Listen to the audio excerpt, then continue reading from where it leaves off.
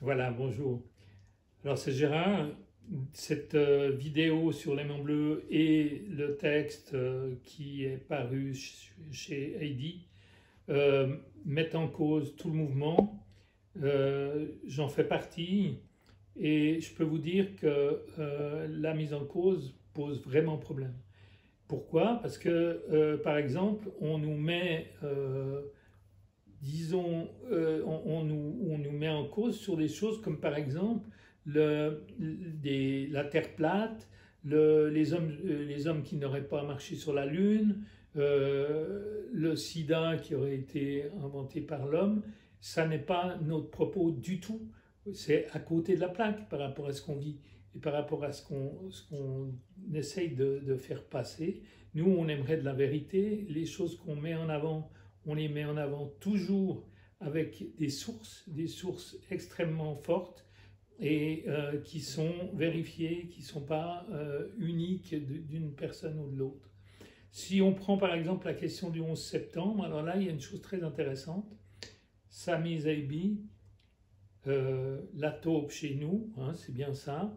Eh bien, en 2010-2011, on a pu vérifier sur son Facebook qu'il avait énoncé que la thèse officielle du 11 septembre était à remettre en question. Donc c'est très intéressant que maintenant ce soit nous qui soyons accusés de cette question-là. Et ensuite, il y a toute une série de choses qui sont présentées dans la vidéo, qui sont des feux qui auraient été allumés par des gilets jaunes. Alors les gilets jaunes, oui, on est proche des gilets jaunes dans le groupe, mais les gilets jaunes, à ce qu'on en connaît, ils ne sont pas violents. La violence, nous, on l'a observée à la télévision, hein, mais on ne l'a pas observé dans la réalité de ce qu'on a connu des gilets jaunes. Des policiers attaqués par des gilets jaunes et tout ça, c'est un montage, ça. C'est un montage qui, du reste, est très, très présent dans l'impression que les gens qui ne connaissent pas ont des gilets jaunes, et ce n'est pas du tout notre expérience.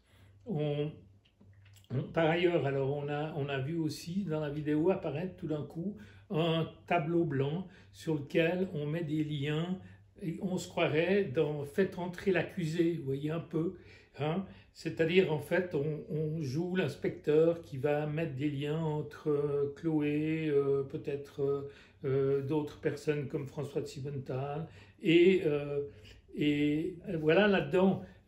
À la limite, il y a des réalités qui sont justes, hein.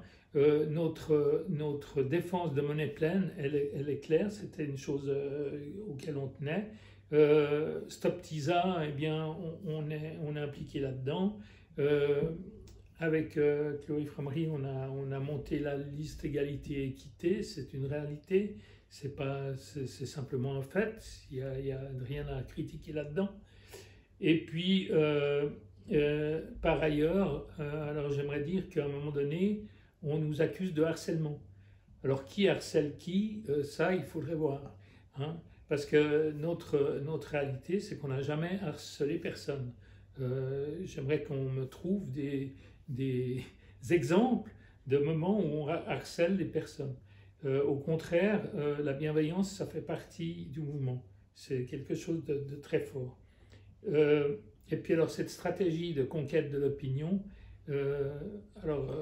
qu'est-ce qu'on est en train de jouer là? On est en train de jouer les uns contre les autres. Donc il y aurait une télévision, des documents écrits officiels qui ne font pas de conquête d'opinion, non.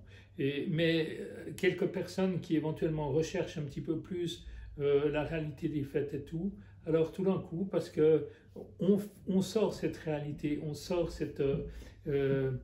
ces nouvelles vérités qui sont pas publiées, eh bien on aurait une conquête d'opinion.